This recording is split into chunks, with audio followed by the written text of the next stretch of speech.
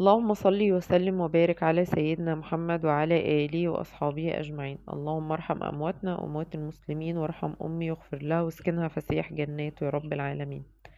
صباح الخير على أهل الخير، يا رب يكونوا بخير. النهاردة فيديو جديد بقى كده، يعني نشاط بعد ما كان الواحد مكسل خالص.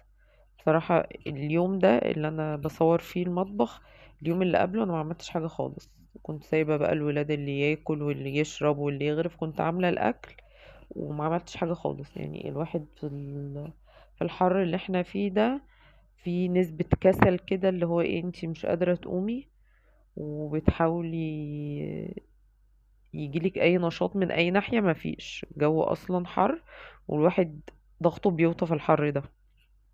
فقلت عادي، مش هيجرى حاجة، انا كل يوم بنظف وكل يوم بعمل وكده. مش هيجرى حاجة لو النهاردة ما عملتش حاجة. محدش هيجي يدور ورايا ولا حد هيجي يحاسبني انت عملتي ليه ولا ما عملتيش ليه.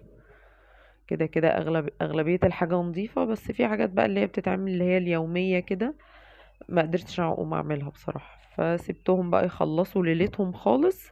وبعد كده انا تاني يوم بقى قمت يعني انا صحيت الصبح كده. التصوير ده كده الصبح، ده بقى ايه، مجمل اعمال اليوم اللي قبله. زي ما انتوا شايفين كده الرخامة عليها زيت، وده كان طبق عسل وجبنة كنا جايبين فطير وتعشينا بيه بالليل، وسابوا الحاجة على الرخامة. محدش حط حاجة في التلاجة ولا حد قرب لحاجة أصلا، لأن أنا الحاجات دي بشيك عليها قبل ما انام، وبصراحة ما عملتش أي حاجة من الكلام ده. وشايفين المطبقية اللي تحت يعتبر كلها فاضية، ما فيهاش ولا طبق ولا أي حاجة، يدوب فيها شوية كوبايات كده. بس كل الكوبايات أغلبها في الحوض. والبوتاجاز برضو، عملوا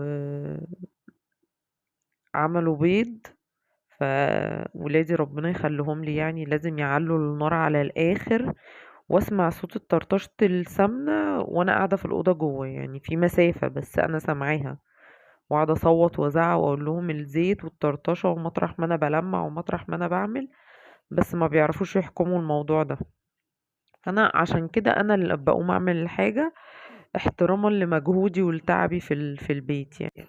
ما برتبش بقى المواعين ولا اي حاجه، اي حاجه بتطلع في ايديا بغسلها، هي ونصيبها بقى، معلقه، كوبايه، طبق، اي حاجه كله بيتغسل. يعني يعني مش بفرزهم كده وبعمل الكوبايات الاول والاطباق بعد كده والحلل. لا، اللي بيبقى موجود قصادي بغسله. هتقولولي ما انتي على طول بتقولي بغسل المواعين اول باول وليه كده معرفش، في نسبة كسل كده، ما مش عارفة في ايه. وفي نفس الوقت يعني عارفة، يعني ما تاخديش كل حاجة على أعصابك كده، لأن فعلا هيجيلك فترة وان انتي بقى خلاص بقى في لا مبالاة كده. وخصوصا يعني اما يكون بقى عندك طفل صغير، ربنا يخليه يا رب ويحفظه. بس لا، انتي لازم تتنازلي عن حاجات كتير عشان تقدري ما تبقي ماسكة اعصابك. يعني مش كل حاجة تقومي جري عشان تعمليها، ومش كل حاجة لازم بقى تبقى بالسنتي. انا كان زمان ايام الشباب بقى كنت لا، ممنوع حد يقعد على السراير، ممنوع حد ياكل من غير صينية، ممنوع حد ياكل مثلا في أوضة النوم. كان في ممنوعات كتير، ممنوعات كتير يعني. بس يعني في حاجات منها وقعت مننا خلاص بقى يعني. انتي طفل صغير ومش قادرة تسيطري، وفي نفس الوقت ما بحبش موضوع الضرب. يعني انا ضد ضرب الاطفال والكبار، يعني انا ما بحبش مد الايد اصلا. لان فعلا في اطفال بتعند وفي اطفال بيجيلها عقدة وليه؟ طب ما انا اخده بالسياسة، مرة زعق مرة طبطب كده يعني. وعندي بقى اللي برضو مخليني ان انا كسلانة كده، ان انا طول النهار بقى بلف ورا ابني عشان بعلمه البوتي تريننج. الموضوع ده مبوظ لي اعصابي، ونفسي نفسي نفسي يعني الفترة دي تعدي على خير كده وتخلص بسرعة، لان فعلا مفيش طاقة للوضع ده. انا يعني واحدة كبيرة سنا برضو، داخلة في 40 اهو. بس برضو يعني البنات، انا معايا بنتين وولد، البنات كانوا بقى كنتوا لسه شباب بقى عشرينات وكده، فكان في طاقة ان انتي تجري ورا طفل وتعلمي طفل وتداديه والكلام ده كله. لكن اللي جاي على كبر ده يعني بياخد التشاطيب كده، يعني عارفين البطارية اما بنعضعضها كده، هو واخد الحبة دول بس، مش واخد البطارية من الأول خالص.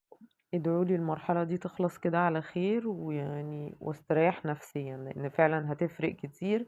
الواحد لما بيكون قاعد وخايف من حاجة، الموضوع ده بيتعب أعصابه فعلا.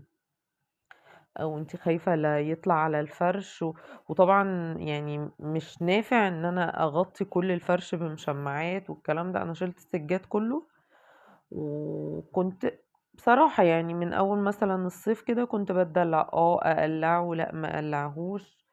آمم، طب أعمل إيه؟ طب خلاص النهارده عارفين اللي هو إيه، كل يوم أنا هابدأ ريجيم يوم السبت، وييجي السبت والسبت اللي بعده إحنا ما عملناش حاجة. فأنا ما قصاديش غير فرصة الصيف دي كده، لأن لما يخش الشتا مش هينفع إن أنا أعلمه. فباحاول بقدر المستطاع إن أنا في الكام شهر دول أخلص من الليلة دي كده، عشان ابقى استريحت نفسيا. وموضوع ان انا شلت السجاد كله بقى، يعني شلت السجاد والفرش بحاول احافظ عليه، احط عليه مشمع. بس برضو نفس موضوع ان انت شايله السجاد دي، انا عمري ما شلت سجاد غير وانا بنضف بس وبرجعه تاني، ان انا قاعده كده على السيراميك. برضو تحس ان مفيش دفى في الشقة. احنا في الصيف والكلام ده، بس لا يعني اللي داخل هنا بيطبع هنا برجله، واللي خارج في اعصابي باظت بصراحة. يعني انا بقالي مثلا اسبوع اهو حاسة بمجهود وتعب زيادة عن اللزوم. طبعا المفروض انا وانا بغسل مواعين كده اديكم طاقة ايجابية، بس قلت افضفض معاكم لان فعلا الموضوع يعني مزهقني وخانقني، ونفسي يخلص بسرعة بسرعة يعني. ادعولي تعدي الفترة دي بخيرها وبشرها. واللي عنده تجربة، يعني انا نفسي اعرف يعني المرحلة اللي انا فيها دي هفضل وقت قد ايه، هتخلص امتى، هو هيتعود امتى، أه هرتاح كده وابقى قاعدة مرتاحة كده وخلاص هو اتعود والكلام ده. لان انا كان معايا بنات، وطبعا بعد ما خلفت الولد يعني تربية الولاد غير البنات خالص بكل حاجة. وخصوصا بقى ان هو اخر العنقود بقى ومتدلع دلع جامد يعني. فاللي هو مش بنرفض له طلب، واللي هو عاوزه بيتعمل. ولو ما عملناش حاجة هو غلط، يعني انا ساعات بشد عليه، يعني انا الام الشريرة. بابا بيدلع والاخوات الكبار بيدلعوا، وانا اللي بشد شوية عشان ما يبقاش ايه، عيل مايع كده. يعني احنا بنربي اجيال المفروض. بس برضو في نفس الوقت في عند كده اللي هو انتي مش هتعملي لي الحاجة دي. طب خلاص، انا زعلان ومقموص وكده. وكل ده يعني انا ابني سنتين ونص بس، برضو يعني عارفة دماغ. المهم، يعتبر خلصنا اغلبية المواعين. انا دخلت بقى ايه، طلعت كل مجهودي وطاقتي كده. كان كله نايم في البيت وانا صحيت بدري، ابتديت بقى بالمطبخ. خلصت المواعين كده وشطبتها. طبعا بخلص كل اللي في الحوض الاول، وبعد كده بقى ببتدي الم اللي حواليا، عشان ايه يبقى فيه، انتوا شايفين الحوض صغير ازاي. واسفة جدا على موضوع ان المية مفتوحة، بس انا لو قفلت المية الموتور بيفصل، وعلى ما يطلع لي المية تاني في الدور الخامس بتاخد وقت. فانا مضطرة ان انا سايباها كده ضعيفة خالص، عشان تفضل المية شادة معايا وموجودة في الحنفية. لان احنا ساعات النور بيقطع المية بتقطع، يعني مش النور بيقطع والمية بتفضل موجودة. يعني في شبرا النور اما بيقطع المية موجودة، لان مفيش مواسير ومفيش الكلام ده كله. لكن احنا هنا المية بتقطع والنور بيقطع، يعني كل الخدمات بتقطع مرة واحدة، والنت وكل حاجة. فعشان كده انا بحاول ان انا اسيب الحنفية شغالة شوية. لو انتوا شايفين انا شغالة بالحنفية بتاعت الفلتر، لانها هي ضعيفة شوية، مش بعمل الحنفية اللي فوق عشان ايه ما تهدرش مية كتير. خلصت بقى الحلة دي كان فيها رز، وابني الحمد لله ده لقوا كله في الارض، معرفش وصل للحلة ازاي. وقعدت الم بقى من وراه وقلت اغسلها بقى بالمرة، وكده خلاص يبقى المواعين كلها خلصت كده والحمد لله وتمت بخير. لا ده لسه في تاني، لسه في تاني. بعد ما خلصت المواعين جبت بقى ايه، ابتديت جبت الفوطة اللي هي على الحوض دي، وابتديت بقى ألمع مطرح اللحوسة، مطرح ايديهم على التلاجة. الميكرويف برضو كان في ردة وكده نضفته. وكان البوتاجاز بقى مسحته كده، انا مش بشيل الفويل خالص غير وانا بنضفه. يعني انا بحط الفويل ده بيقعد بالشهر بالظبط، لان انا بنضف تنظيفة جامدة كده كل شهر، زي تنظيفة العيد كده. كل شهر بعمل الشقة، فبغير بقى الفويل وبصبن المطبخ وبعمل تنظيفات عميقة كده تقعد معايا الشهر كله، بحيث ان انا اعمل الحاجات الايه الخفيفة، اغير ملايات، امسح الحتت بتاعت السيراميك اللي باينة، طبعا المواعين، الغسيل، الحاجات اللي هي بتتعمل يوميا دي بس. ف اما دخلت المطبخ يعني اتسدت نفسي من المطبخ كله. كنت المفروض بعد ما اخلص بقى، والمفروض ان انا اعمل اكل كمان، فقلت لا مش هعرف اقف في المطبخ والمطبخ بالمنظر ده واعمل اكل. اشطب المطبخ وانضفه عشان ابقى واقفة فيه كده مرتاحة ونفسيتي مرتاحة، وبعد كده ابتدي اعمل الاكل.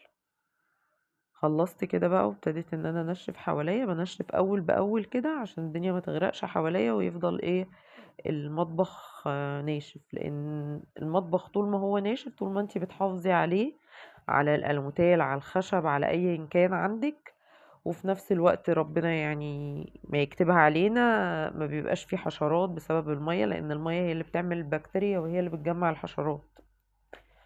ف اول باول كده تنشفي وتظبطي الدنيا، عشان ايه ما ترجعيش تتعبي وتدوري طب انا الحاجة اللي باظت دي هعملها تاني ازاي، وانتوا عارفين دلوقتي الاسعار بقت اضعاف اضعاف. طبعا زي ما انتوا عارفين بعد ما بخلص المواعين بجيب شوية كلور واغسل بيهم الحوض كده، بيخلي الاستانلس ينور، ولو في الصفاية في اصفرار او حاجة بيخليه يرجع تاني زي الاول كأنه جديد. برضو لو في ريحة مثلا في المطبخ او حاجة من القمامة او كده اعزكم الله يعني، فبيضيع الريحة دي خالص. خلصت وكالعادة بقى هغسل الفوطة اللي انا شغالة بيها من ساعة ما وقفت واغسل المواعين، اغسلها غسلة كويسة لان انا هلمع بيها حاجات تانية، فلازم تكون نظيفة، متبقاش حاجة مطرح حاجة، عشان ما يبقاش انتي مثلا منشفة بيها او مسحة بيها او اي حاجة وترجعي تعملي بيها حاجة تانية، ده بيلقط من ريحة ده، ما يبقاش فيه ريحة كمكمة ولا بقى فيه ريحة وحشة وانت مش عارفة مصدرها ايه. وهنا خلاص كده خلصت، بذمتك ما استاهلش اللايك؟ حطي لايك، حطي لايك وما تنسيش اللايك. هنا بقى الميكرويف، انا بلف بقى على كل حاجة في المطبخ كده هم استخدموها او عملوا فيها حاجة. هنا كانوا مسخنين عيش والردة لازقة في الطبق بتاع الميكرويف، فنضفته كده يدوب هو بس بالفوطة والجلانس وخلاص، على كده ما عملتش فيه حاجة يعني. حتى الطبق مسحته بالفوطة برضو. هنا بقى شلت الحوامل بتاع البوتاجاز، وابتدي ان انا ارش جلانس وانا بنضفه بكده، برش جلانس وابتدي بقى بنضف بالفوطة، وبعد كده ارجع انشفه عشان ما يبقاش ايه، اما تمسحي بالفوطة دي تحسي ان في مية كده او في علامة للمية، فانا ما بحبهاش، فلازم انشف تاني بفوطة ناشفة. خلصت، شايفين العيون دي مش يعني مش اتساخات ولا حاجة، ده اما اول ما ركبت الفويل هي عملت كده. الشعلة اما طلعت النار بتاعتها يعتبر حرقت الفويل، فشوية كده وهشيلهم عشان شكلهم مش عاجبني بصراحة.